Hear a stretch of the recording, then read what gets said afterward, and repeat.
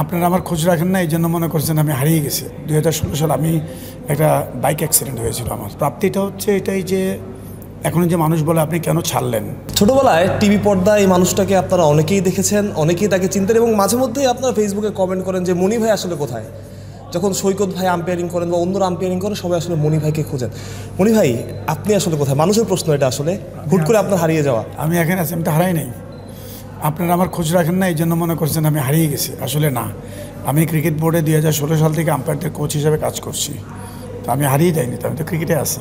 মনি ভাই আপনার মাঝে একটা বদল এসেছে। একসময় মানুষ আপনাকে একভাবে দেখতো আসলে, তারপরে আপনি আসলে নিজেকে অনেকভাবে বদলে ফেলেছেন। আপনার সুন্দর লম্বা দাড়ি, এবং আপনি আসলে যখন থেকে আসলে আমাদের আম্পায়ারিংয়ে আমরা সুপারস্টার হিসেবে চিনি, টিভিতে দেখি, তখনই মনি ভাইয়ের নামটা আসতো। যে আমরা টিভিতে বাংলাদেশে খেলা হলে মনি ভাইকে দেখতাম। এই বদলটা আসলে কীভাবে? এটা তো বদল না, আসলে সময়ের দাবি। আমি যখন আম্পায়ারিং করছিলাম তো 2016 সালে আমি একটা বাইক অ্যাক্সিডেন্ট হয়েছিল। আমার বাইক অ্যাক্সিডেন্ট হওয়াতে আমি অনেক দিন ইনজুর্ড ছিলাম, যার জন্য আমি 2016 সালে প্রবাবলি ঢাকাতে একটা ওয়ার্ল্ড কাপ ছিল, তো ওইটা আমি মিস করি।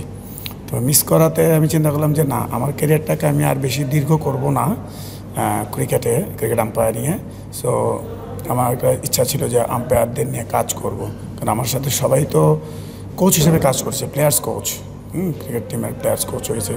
আমি তারপর প্রেক্ষিতে আমি আম্পায়ারিং ডিপার্টমেন্টে জয়েন করি। ক্রিকেট বোর্ডকে জানাই যে আমি আর আম্পায়ারিং করবো না। তো আমার জায়গায় মাসুদুর রহমান মুকুল রিপ্লেসড হয় এবং আমি আম্পায়ার্স কোচ হিসেবে জয়েন করি ক্রিকেট বোর্ডে। মনি ভাই এই সিদ্ধান্তটা আসলে কতটা কঠিন ছিল? মানে আমরা যখন ছোটো ছিলাম একদম, তখন আপনাকে দেখতাম যে টিভিতে, মানে বাংলাদেশে আম্পায়ার মানিয়েছিলেন আপনি, এবং বলা যেটা বলছিলাম না, স্টার আম্পায়ার শরফুদ্দৌলা ইবনে সৈকতের আগে যারা ছিল, মনি ভাইয়ের নামটা সবার আগে আসে। যখন এখনও মানুষজন জিজ্ঞেস করে বা গণমাধ্যম জিজ্ঞেস করে, তখন আসলে এই ফিলিংসটা কীরকম কাজ করে যে মানুষ এখন আপনাকে ভালোবাসে বা খোঁজে? এটা আমি খুবই কৃতজ্ঞ সবার কাছে যারা আমাকে ভালোবাসে এবং খুঁজে, এবং নিশ্চয়ই আমার পাস্ট কোনো ভালো কাজের জন্য তারা আমাকে খুঁজে। আমি মনে করি যে আমি যে সময় ক্রিকেট ছেড়েছি, আমি আরও কিছুদিন ক্রিকেট খেলতে পারতাম, এবং আমি যখন আম্পায়ারিংও ছেড়েছি, আমি বাইক অ্যাক্সিডেন্টের পরে আমি ইচ্ছা করে কামব্যাক করতে পারতাম এবং আমি ইন্টারন্যাশনাল প্যানেলে থাকতেও পারতাম। তো এই যোগ্যতা সামর্থ্য আমার ছিল, কিন্তু আমি চিন্তা করলাম যে না, অনেক তো দিয়েছি ক্রিকেটকে, এখন অন্যভাবে দেই, এই জন্যই দেওয়া। আর প্রাপ্তিটা হচ্ছে এটাই যে এখন যে মানুষ বলে আপনি কেন ছাড়লেন, ইভেন ক্রিকেটটাই কেন ছাড়লেন বা আম্পায়ারিংটা কেন ছাড়লেন। আমি যখন আম্পায়ারিংটা ছাড়ি, তখন সৈকতই আমাকে বলেছিল যে মনি ভাই এখন ছাড়বেন না, কারণ আপনি ছাড়লে আমি খুব উইক হয়ে যাব। তখন আনিসরা মাত্র নতুন ঢুকেছে বা অন্য কেউ ঢুকবে। তো আসলে আমি মনে করি যে আমাকে একটু ভালো অ্যাডভাইস করেছিল আমাকে, I should carry another 3-4 years, but আমি করি নাই। আমি সিদ্ধান্তটা নেইনি ওভাবে। আমি চিন্তা করেছি যে না, সৈকত আছে, অন্যদেরকে নিয়ে এসে এগিয়ে যাবে, এবং সেটা করছে। আর আমার প্রাপ্তি যেটা বলছিলাম, যে এই যে মানুষ আমাকে মনে রাখছে যে আপনি কেন ছাড়লেন, কেনটা আমার জন্য খুব প্রাপ্তি। আর আমি কোনো কিছুই কিন্তু বেশি দীর্ঘায়িত করি না যতদিন আমি এটাকে এনজয় না করি। আর এনজয় করি না তাহলে কি আম্পায়ারিং এনজয় করছিলাম না? না, স্টিল আমি এনজয় আম্পায়ারিং কোচিং আমি করছিলাম না। এই জন্য যে ইন্টারন্যাশনাল অ্যাসাইনমেন্টগুলো আমরা কম পাচ্ছিলাম তখন বাংলাদেশের আম্পায়াররা। আর বাংলাদেশের আম্পায়ারদের মধ্যে আমরা 4 জন ইন্টারন্যাশনাল প্যানেল থাকি, তার মধ্যে আমাকেই বেশি ম্যাচ দেওয়া হতো। ইভেন আমি অ্যাব্রোডে প্রথম বাংলাদেশি আম্পায়ার যে আমি টেস্ট ম্যাচ করেছি বাইরে, নিউজিল্যান্ডে, জিম্বাবুয়ে এবং নিউজিল্যান্ডের খেলায়। তো ওখানে ওডিআইও করেছি, ডিআরএস টেস্ট ম্যাচ। তারপরে আমার ভাগ্যটা সুপ্রসন্ন ছিল না যে পরবর্তী ব্যাক টু ব্যাক আমি আরও একটা সিরিজ পাবো। আসলে এইসব খুব দুঃখ নিয়েই কিন্তু ক্রিকেট আম্পায়ারিং শেষ হয়ে যাওয়া। বলছিলেন ভাই যে ক্রিকেটটা আরও 2-1 বছর চালাতে পারতেন, এবং আপনি যখন ক্রিকেটটা খেলছিলেন তখন আসলে বাংলাদেশের একদম উত্থানের শুরু বলা যায় একদম, যে টেস্ট সিরিজ পাওয়া, তার আগ থেকে চ্যাম্পিয়ন্স ট্রফি জেতা।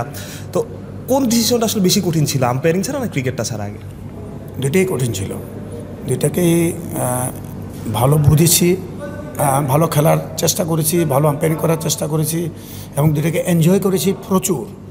সো দুটা ছাড়াটাই খুব ডিফিকাল্ট ছিল, বাট ছাড়তে হবে, কারণ এক জায়গায় থেকে মানুষের অপ্রিয় হওয়ার আগে জনপ্রিয়তা থাকার মধ্য থেকে বিদায় নেওয়াটা সবচেয়ে উত্তম আমি মনে করি।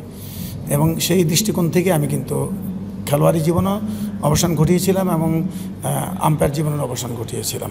শেষ দুটো প্রশ্ন আসলে আপনারই সাথে, এবং আপনি সৈকত ভাইয়ের কথা বলছিলেন। আসলে এখন যখন সৈকত ভাইকে দেখেন আইসিসি এলিট প্যানেলের আম্পায়ার, তিনি বড় বড় ম্যাচ করছেন, ইন্ডিয়া ইংল্যান্ডের ম্যাচ করছেন, তখন আসলে কেমন লাগে?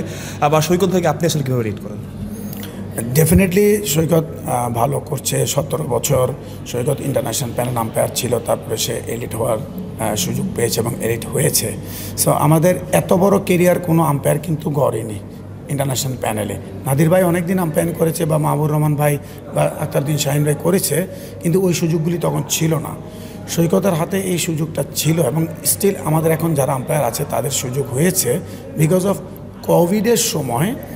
যখন কোভিডের পর পোস্ট কোভিড যখন খেলাগুলি শুরু হয়, তখন অ্যাব্রড আম্পায়াররা আসা একটু ডিফিকাল্ট ছিল, আইসিসি অ্যাসাইনমেন্ট দিত না। এই সুযোগটাই কিন্তু আমাদের লোকাল আম্পায়াররা কাজে লাগিয়েছে। আমার মনে আছে বাংলাদেশ এবং ওয়েস্ট ইন্ডিজের সিরিজটা ছিল, আমিও তাদের সাথে একসাথে কাজ করেছিলাম। রাহুল ইন্টারন্যাশনাল ম্যাচ রেফারি হিসাবে কাজ করেছে, সৈকত টেস্ট ম্যাচ করেছে। ওখানে ডেফিনেটলি শুধু কাজ করলে হয় না, রেজাল্ট করতে হয়, পারফর্ম করতে হয়। সো আমাদের বাংলাদেশের আম্পায়ারদের বরাবরই পারফরমেন্স ভালো ছিল।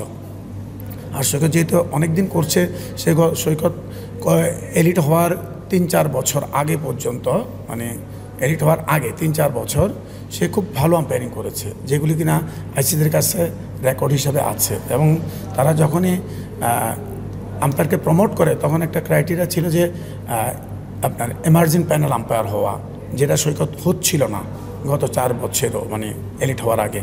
তারপরে যখন সুযোগ হলো কোভিডের পরে, সৈকত কিন্তু এমার্জিং প্যানেল আম্পায়ার হয়ে গেল। আমার মনে হয় যে 2 থেকে 3 বছরের মধ্যে সে এলিট হয়ে গেছে। যে প্রশ্নটা, যেটা আম্পায়ারিং, অবশ্যই বাংলাদেশে যে কোনো আম্পায়ারকে যে কোনো খেলায় দেখতেই ভালো লাগে, কারণ আমি এটা করেছি।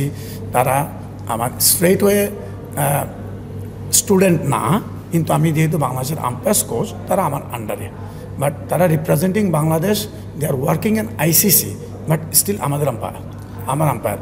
বাট আম্পায়ারিং দেখতে তো অবশ্যই ভালো লাগে। সৈকতের আম্পায়ার চমৎকার, এবং ডে বাই ডে ও আম্পায়ারিং আরও বেশি ডেভেলপ করছে।